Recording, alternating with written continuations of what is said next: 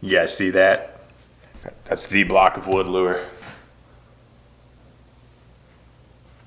As always, linked below. Trying to do more t-shirts. I have been making so many lures lately that I had to think of something pretty much a different way of doing a video so you can see all these lures, and I want to go into depth a little bit on each one of these. It's just, this isn't even all that I've been doing, but here, let's go over these.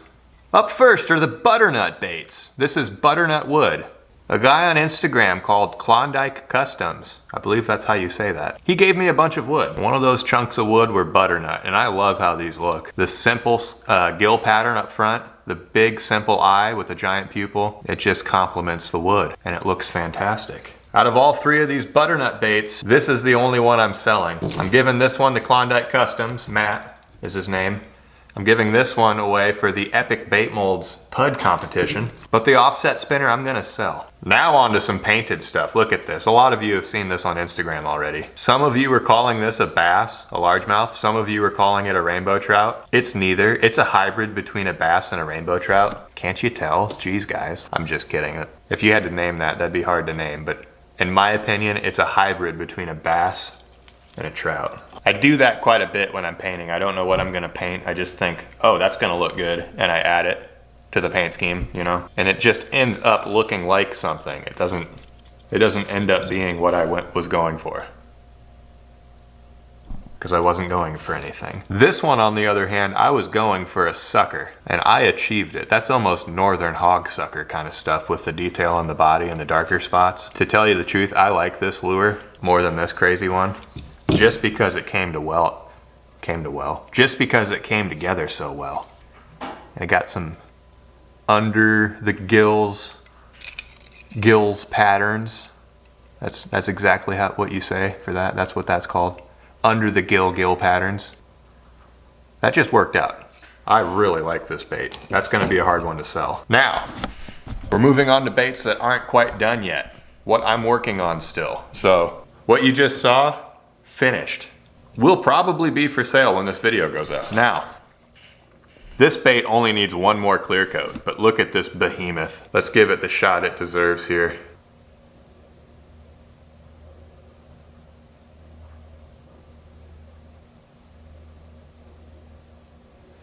Mind you, this bait needs one more clear coat. If you look up here, you see how the glare in the clear coat gets blotchy? Not cool, Jack. It needs one more to level all that out. It did some fish eyeing. You see right there. That's exposed paint. You don't want any of that. You don't want to sell a lure to somebody that has exposed paint like that. But the gill detail, and the body detail, and the color shift, and the under the gills detail, just astonishing in person when you look at this sort of stuff. This was carved out of a giant chunk of Alaskan yellow pine. This is a special bait right here. Pretty much just a trolling bait. You could cast this and reel it in and get a nice swim, a nice cranking action out of it, but best suited for being behind a boat going like 5 miles per hour and just thumping down there, probably at about, of course it has to be tested to know for sure, but probably at about 10 feet. This lip isn't huge. That's an eye catcher though. Not clear coated yet, but I love this little dude too. Look at that dead meat custom eye.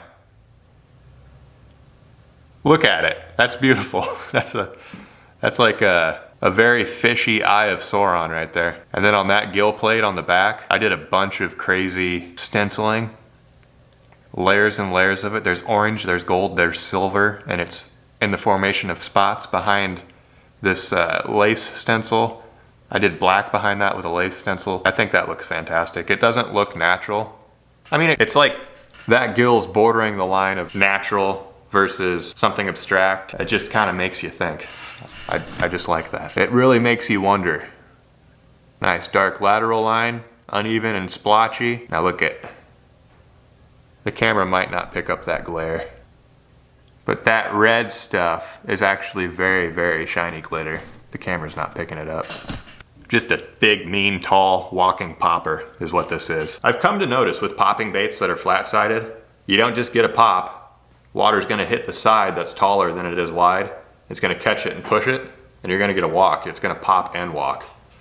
this style popper. There's more to this kind of thing, I think. Maybe in the next video I do with the updates on the baits that I'm making like this, I'll have some action of this bait and show you how it pops and walks and throws water in front of it but still walks. It's pretty sweet. It's very much like a surf fishing thing for all you striper fishermen out there. Lastly, this thing, oh my goodness. My friends call this the LSD crappie. I've had it hanging up for a while now, but this thing is going to be a crappie with very unnatural colors. And look at this. This is going on the front. You know those Australian like cod style crawler baits with these things on the front that boop, boop, boop, boop. This whole bait's gonna like boop. It's not just gonna churn like this, but it's gonna tilt. It's gonna stay on the surface and this lip's gonna dig down right here, turn the bait, come back up, dig down right there, turn the bait. That's the action on the surface. These things go crazy. I've never seen one this tall though. I wanted to try a flat-sided tall version of pretty much the Australian, what do they call that fish? Murray cod. Murray cod, that's it. Yeah, stay tuned for that.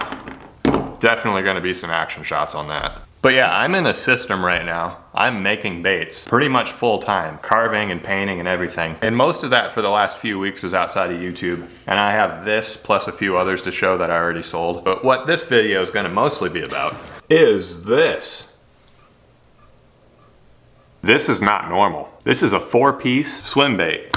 But not just a swim bait, a 4-piece wooden paddle tail swim bait. And with this, I'm in over my head. I have no idea what this is gonna do. I've never done anything like this before. And there is the paddle that's going on the back. I'm not gonna shove it all the way in there, but all the weight for this bait is in the head already, right there, right under where the line tie will be. And the line tie is gonna be kind of on the top. So pretty much a jig for a head on this bait.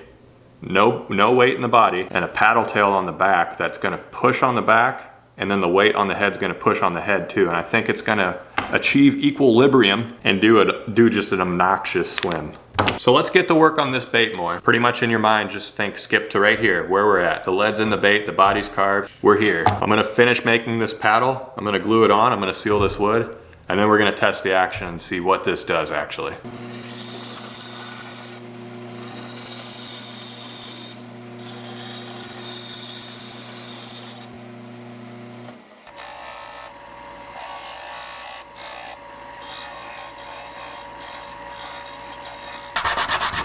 Just gonna do what I can real quick to get this paddle looking spiffy, nice and clean on the edges.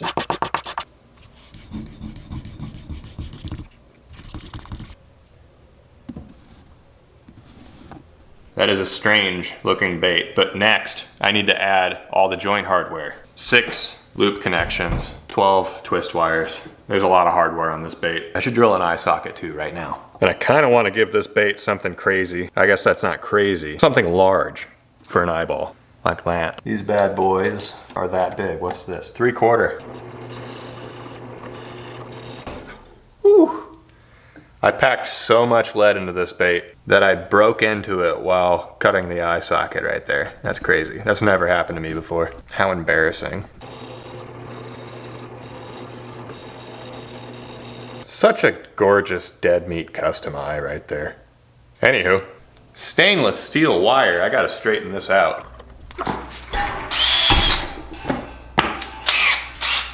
I swear it usually goes smoother than this. There we go. Now we're straight. Now I need 12 pieces. We might not have enough here.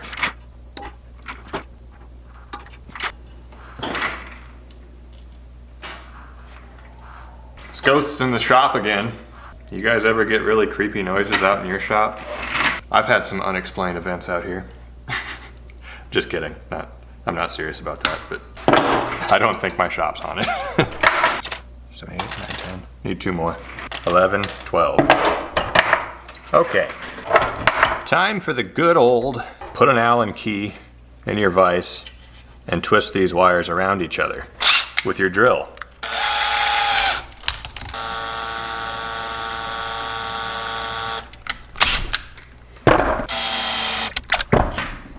And there is 1 joint connection. 5 more to go. I trimmed them to like this length That's probably like 3/4 inch. I'm serious, 1/4 inch would do, and it would be very hard to pull out. I'm serious. But yeah, the holes are already drilled where these need to go, and this stuff can be press fitted, just like that. You guys see that hardware in there? No, you don't. It's like some of the pieces are gonna stick out a little bit because they have to give it room to wiggle. But yeah, that's how that goes. Now this is kind of important right here. You really have to have a feel of your super glue to know how much to put on. I'm just gonna tack these joints in. I'm not gonna glue them in permanently, but a tack in versus a glue in is a difference of like a drop of glue, because I could add too much and never be able to get these out. So I put super glue down somewhere. How about the table of my belt sander? There we go. What a good choice. Okay, I just grab a smidget of it on a wire right here and put it right, I missed. Put it right on the wire, and that seeps into the joint just a smidget. We're just going for smidgets here. And that's a tack in. That's not gonna go anywhere for the testing, and I'll be able to pull these apart later. And if I have to remake some hardware, no big deal. I just need to know that this bait works. It's one of the most important things in bait making, to know if your bait works or not. But yeah, when you do a real glue in, you put glue on the twist wires before you put them into the body. It's not a simple process, it's a tricky one still, but you wanna cover all those threads in glue. And I'm not gonna grab my 2 to 8 ounce swim bait rod and rip this across wherever I'm fishing. I'm just gonna put it in the water and see what the swim's like. Because that couldn't support a fish right now, but the bait can support its own weight. All right, 4 more of those connections. I'll see you when the bait's ready. Giant split-second decision I just made right here. Oh my goodness. I decided to, instead of putting the line tie up here, I'm gonna 30-degree it. I'm not gonna put it straight off the nose. I'm just gonna angle it up a smidge. That should loosen up the head a bit and not make it so jig-like, and we might get a better movement out of this whole bait with that sort of style. It needs to be jig style. I need to make it at least like 30-degree because there's a ton of weight under that line tie still, but this might loosen it up. And then on the belly, get a whole picture of the bait here. All right, woo, you guys just fell. That was close, you guys almost fell off the table right there. But I needed to show you on the tail here, you see that hole going through the paddle? There's gonna be a screw eye going through that too. I already drilled that. That's gonna secure it. I glued it in, super glued it in, and there's gonna be a screw eye going through it. So there's a hook off the tail right behind the paddle, and I'm gonna put a hook right in the middle of all this, on this piece. Right there. Lovely.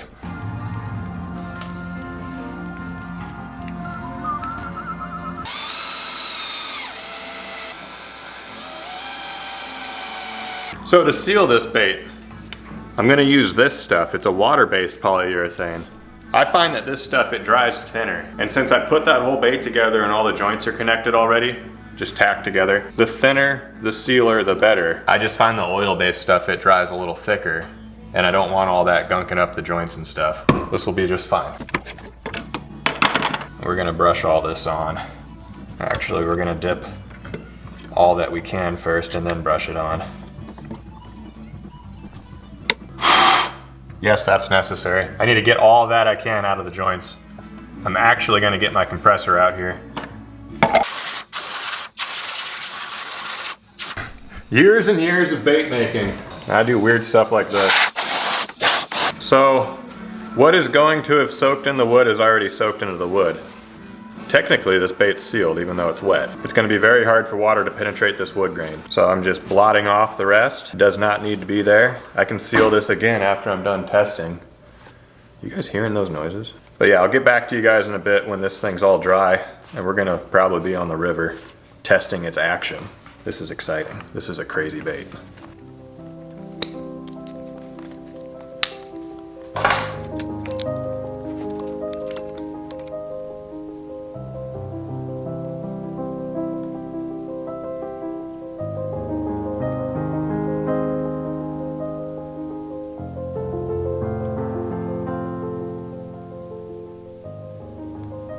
At the river. This is actually an extremely good spot on the river. There's a giant cut, super shallow for a long straightaway, then a giant cut and a big bend. Just recently found out about this spot, but I've already seen a lot of dudes pull their limit of walleye out of here and everything, so this will be a good spot for next year. Anyway, let's test this bait. Boy, I picked a good spot, didn't I? Look at all that crap swirling around the water. Move over a bit here. It's a bit of a momentous moment. Never tested a bait like this before.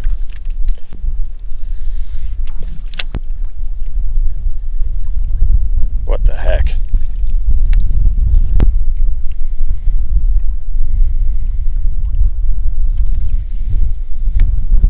It's definitely kicking. The tail is definitely kicking. It's top water. It does not want to sink. I need to be careful with this thing. I just tacked these joints in. Kind of forgot about that. That is one heck of an interesting topwater action though. Are you guys seeing that? Look at the full side flashage. Down, up and down, up and down. There's too much twist in the bait to take full advantage of all of those joints. But that is an interesting action. And there's too much twist in the bait because there's not enough weight distributed throughout. Don't you hate it when your line gets in a split ring? Me too. One last look here.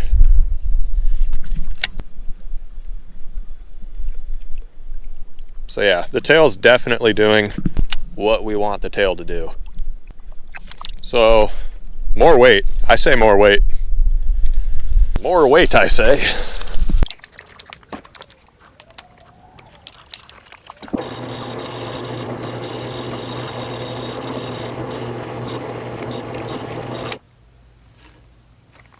Notice I took the hooks off before I just sent this thing to the drill press. Take the hooks off, fellas. Just imagine that for a second. The accident that would occur on a drill press with hooks and a bait in your hand right there. It's like, done imagining that. That's a 5/8 inch hole being filled with lead right now. That's gonna be a lot of weight. Super glue, baking soda. It's the most miraculous compound on earth. It's the pinnacle of all scientific research right here, super glue and baking soda. Doing the finishing sanding on this. As you can see, this is how it's done. This is 400 grit. Last little bit of sanding here. Get it nice and smooth. We're gonna get back out there. Sorry, I'm eating a Jolly Rancher right now. We're gonna get back out there. This feels substantially heavier. Sorry, I started sanding again. Excuse me. How embarrassing. You caught me sanding again. Screw eye back in. Let's get these hooks back on. Let's get back out to the river. See what that did. I actually kind of have to hurry. The sun's going down right now. And also, I'm bringing all of these lures too. These are tried and true, tested. I know they work, but let's just see how they work, you know? We gotta go. It's getting dark. Slip and slide down this boat ramp here. Let's at least get this one tested. That is better. That's a lot better. Dang. Okay. That even dives a little bit. Watch how wide this is, how wide it kicks. Jeez. I mean, that's something different right there. I'm happy with that. Let's try out some other baits. Very interested in this crawler.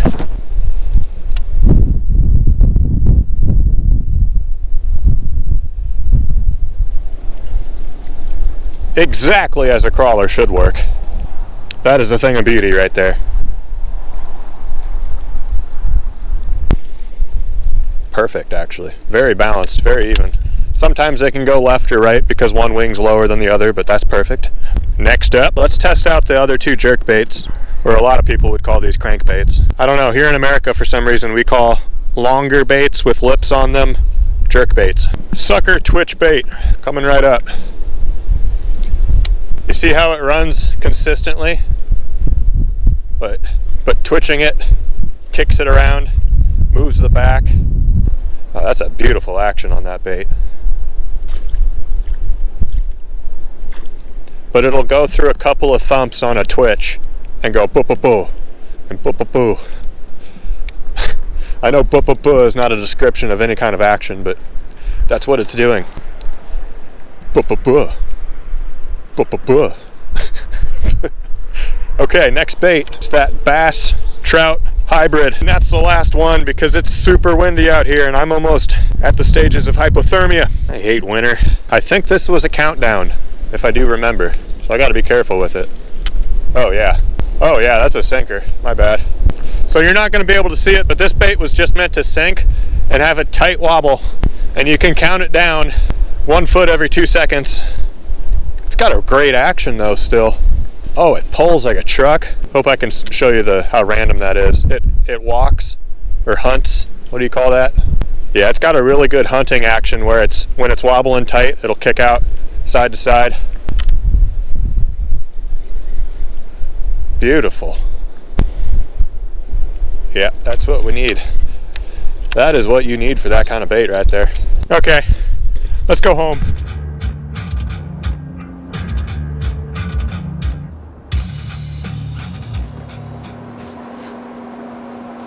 Got sweatshirts as well. That went phenomenally.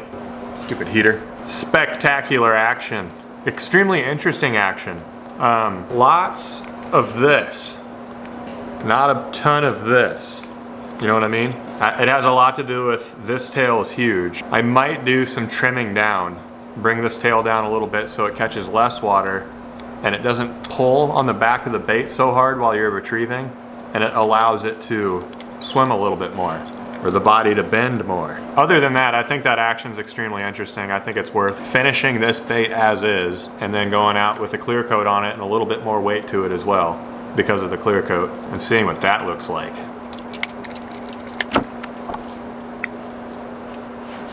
If you can pull one side out, you can twist the other side out. You know what I mean?